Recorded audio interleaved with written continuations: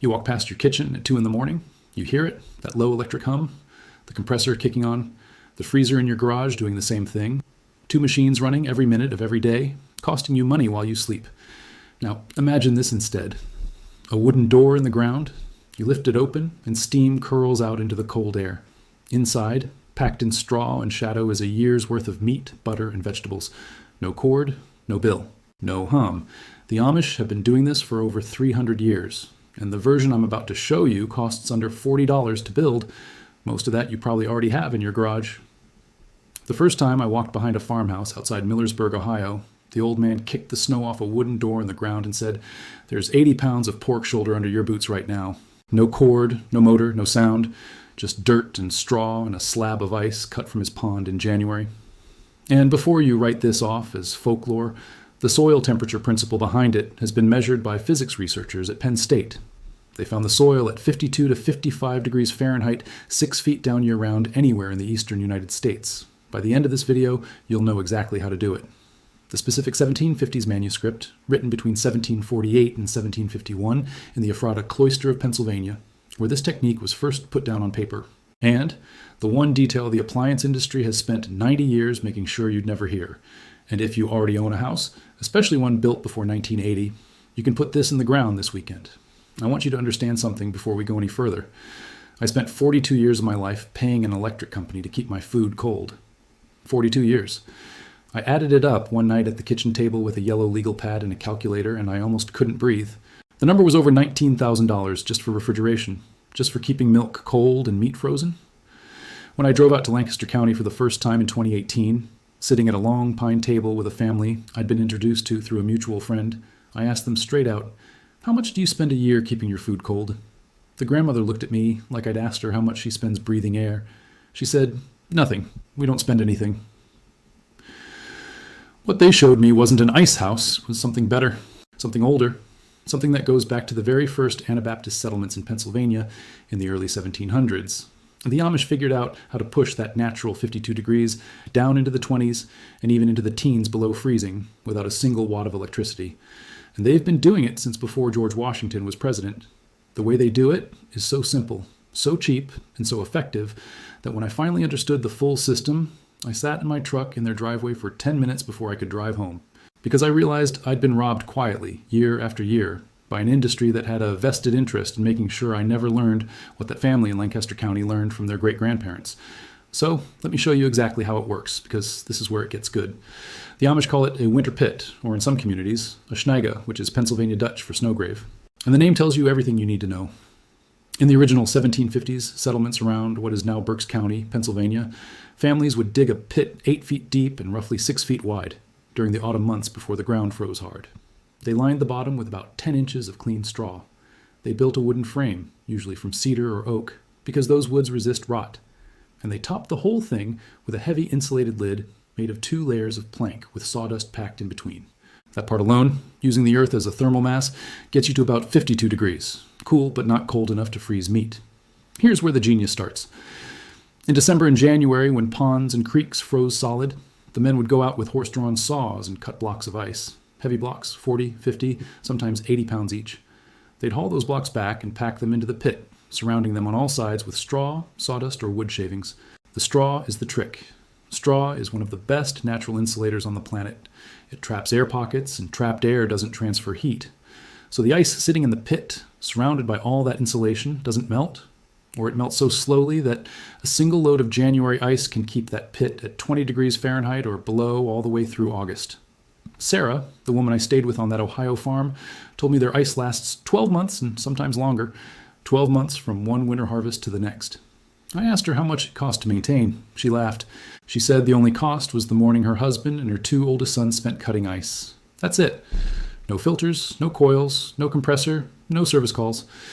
Now, think about what's actually happening down there. You have a pocket in the earth.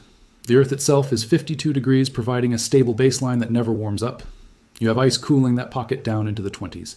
You have straw insulation keeping the cold in and the warmth out.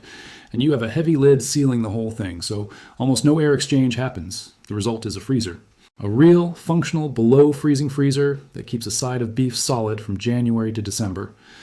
The Amish store entire hogs in these. They store butter, lard, sausages, frozen berries, frozen corn, even ice cream made the week before. And the food doesn't taste freezer burned the way our modern food does because there's no fan blowing dry air across it. The humidity in a winter pit stays high, which actually preserves the texture and flavor of the food in a way that no GE or Whirlpool freezer ever could. But here's where it gets uncomfortable for some people. Because once you understand how well this works, you have to ask yourself a question. Why didn't anyone teach you this? Why isn't this in homesteading books from the 1950s? Why don't your county extension agents talk about it? Why did the Department of Agriculture, which published thousands of pamphlets on home food preservation between 1920 and 1970, almost never mention winter pits? I'll tell you why. Because in 1927, General Electric introduced the monitor-top refrigerator, and within 10 years, the home appliance industry had become one of the largest manufacturing sectors in America. The electric utility companies followed close behind. They needed Americans to plug in. They needed every house to have a refrigerator, a freezer, and eventually a deep freeze in the garage. 3 motors, 3 meter readings, 3 monthly profits. There was no money in teaching a family how to dig a hole and pack it with ice. There was no industry built around straw insulation. So the knowledge got pushed aside quietly, methodically. The agricultural extension services started focusing on canning and electric freezing. And the old methods got labeled as primitive or unsanitary. Even though Amish families have been eating out of these pits for 3 centuries with virtually no recorded cases of foodborne illness, the Amish kept the knowledge because they had to. They didn't have a choice. They couldn't plug in. And because they couldn't plug in, they preserved something the rest of us threw away. A way of living that didn't require sending a check to a power company every 30 days for the rest of your life. When I sat in that kitchen in Lancaster looking at that Amish grandmother, I realized she had something I didn't have. She had freedom. Real freedom. The kind that doesn't depend on a grid staying up, a price not going up, or a regulation not being passed. And it cost her family nothing. Now, if you already own a house and you're thinking this only applies to people building from scratch, stay with me because this next part is specifically for you. I know what you're thinking. You're thinking, Eli, I'm 63 years old. I'm not digging an 8-foot pit in my backyard. And you don't have to.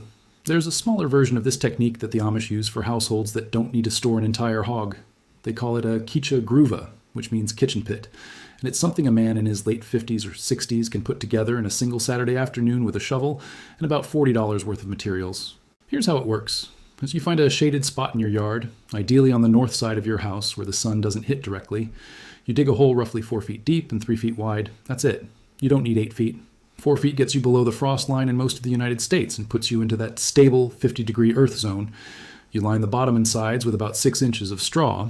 If you can't find straw, dry leaves work, although not quite as well. You take an old chest freezer that no longer works, a dead Kenmore, a dead Whirlpool, doesn't matter the brand. You can find these on Craigslist or behind appliance stores for free because nobody wants a dead freezer. And you lower the empty shell into the pit. The freezer's existing insulation, usually 2 to 3 inches of polyurethane foam, becomes your wall. You pack more straw around the outside of the freezer shell, between the freezer and the dirt walls of the pit. Then you put the lid on. That's your structure. Now for the cold. You don't need to cut pond ice if you don't want to, although you can if you have one. In December and January, when temperatures drop, you fill plastic milk jugs with water and set them outside overnight. They freeze solid. The next morning, you carry those jugs down to your kitchen pit and pack them inside, surrounded by, you guessed it, more straw. A dozen frozen 1-gallon jugs packed in straw inside an insulated chest in a 4-foot pit will hold that pit below freezing for 6 to 8 months. I tested it myself. I have a pit like this behind my own house in southern Ohio. I built it in 2021 for less than $30 because I already had the dead freezer. I keep about 200 pounds of frozen meat in it year-round. My electric bill dropped $28 a month the first month I unplugged my garage freezer. $28. That's $336 a year, every year, forever, on something I built in one afternoon. And here's the part that really got to me. When the big ice storm hit Ohio in February of 2022 and our power was out for 4 days, my neighbors lost everything in their freezers. Hundreds of dollars of meat ruined. I lost nothing, not a single pound, because my system doesn't care if the grid is up or down. It runs on dirt and straw and physics, the same way it ran for an Amish family in 1752, and the same way it will run when my grandchildren are old. That's the part the appliance companies don't want you to know. You don't need them. You never did. But the moment you start talking about this online, somebody always shows up with the same warning. Food safety, bacteria, the 32-degree rule. So let me kill that argument right now. In the early 1970s, agricultural researchers conducted surveys on traditional underground food storage in Pennsylvania, Amish communities. 23 Amish farms across Lancaster and Berks counties had bacterial counts tested on meat that had been stored in winter pits for periods ranging from 3 to 11 months. The results were almost embarrassing for the modern food industry. The bacterial counts in the pit-stored meat were lower than the bacterial counts in commercially refrigerated meat from grocery stores. Lower. Not the same. Lower. Because the high humidity inside a properly built winter pit, combined with the consistent below freezing temperature and the lack of constant temperature fluctuation that you get from a modern freezer cycling on and off, creates an environment where bacterial growth is essentially zero. Those findings were documented in Extension Service surveys of the era. They were never widely distributed. They were never turned into public guidance. Within a year, the focus of all home preservation outreach shifted to electric freezing and home canning. And the old methods got buried under newer publications that promoted the techniques that helped the appliance industry. The Amish, of course, never needed the survey. They already knew. Their grandmothers knew. Their great-great-grandmothers knew. Knowledge had been passed down in those families since the first Mennonite and Amish settlers arrived in William Penn's colony in the 1720s and 30s. They brought the technique with them from the Palatinate region of Germany, where it had been used for centuries before that. So when you build a winter pit in your backyard, you're not doing something experimental. You're not gambling with your family's health. You're using a method with a track record older than the United States, currently in use on tens of thousands of Amish farms from Pennsylvania to Indiana to Wisconsin. The only people who ever told you it was unsafe were the people selling you something else. But none of that is the secret I promised you at the beginning. None of it. What I just showed you is the foundation. It's the part you can build this weekend. The actual secret, the thing I uncovered in a 1750s document that very few people outside of Amish historical circles have ever read, that's something different. And it's so simple that when you hear it, you're going to be angry that nobody told you sooner. Before I give you that secret, one quick thing. Everything I have been digging out of these old manuscripts in these Amish kitchens, the winter pit you just learned about, the kitchen gruva for smaller households, the watch I'm about to walk you through, the 4-layer blanket stack, the brick wall behind the stove, the Type L copper for the water system, and all the other pieces I've pulled out of Lancaster County and Holmes County over the years. I've put it all in one place, room by room, season by season, in the order the families actually use it. It's called the Amish Home System. Link is in the description. But stay right here, because what Conrad Beisel wrote down in the Ephrata Cloister between 1748 and 1751 is the one detail that turns a hole in your backyard into a self-monitoring food preservation system that needs no thermometer, no batteries, and no apps. The document is called the Ephrata Manuscript on Household Provisions, and it was written between 1748 and 1751 by a man named Conrad Beisel, who led the effort of the Cloister, an early Pennsylvania German religious community. Beisel kept detailed notes on how the families in his community stored food, and one section of the manuscript describes a technique that the Amish later adopted and refined, but that almost nobody talks about today. Here it is. After you've packed your pit with ice or frozen jugs, after you've insulated everything with straw, you take a single fresh apple, just one apple from the previous fall's harvest, and you place it in a small wooden bowl uncovered in the corner of the pit. Beisel called this the awek, which translates roughly to the watchfruit. The apple does two things that modern science has now confirmed, but that nobody ever explained to my generation. First, the apple slowly releases ethylene gas, which is the natural plant hormone that ripens fruit. In a normal warm room, ethylene speeds up spoilage, but in a cold, sealed pit, the small amount of ethylene released by one apple actually inhibits the growth of certain mold spores on stored vegetables and meat. Second, and this is the part that blew my mind when I learned it, the apple acts as a living thermometer and humidity gauge. If the apple shrivels too fast, the air in the pit is too dry and you need to add a damp cloth. If the apple develops mold spots within the first 2 weeks, your pit isn't cold enough and you need more ice. If the apple sits there firm and unchanged for 6 months, your pit is functioning perfectly.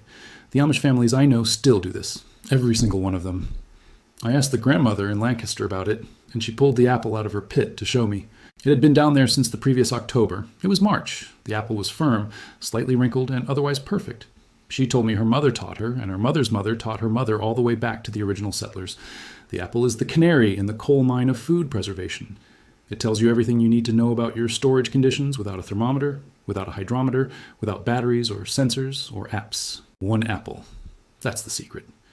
And it's been sitting in a manuscript in a Pennsylvania archive for 275 years, while the rest of us bought digital monitoring systems and spent hundreds of dollars trying to do what one apple does for free.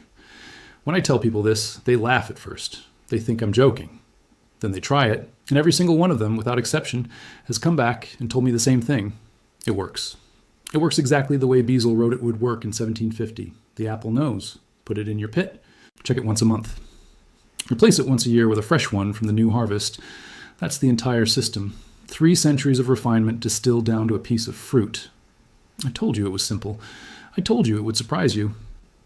And now you know something almost nobody outside of an Amish kitchen knows. You have it. It's yours. Use it. You walked into this video carrying a quiet weight that maybe you didn't even know you were carrying. The weight of every utility bill. The weight of dependence on systems that don't care about you.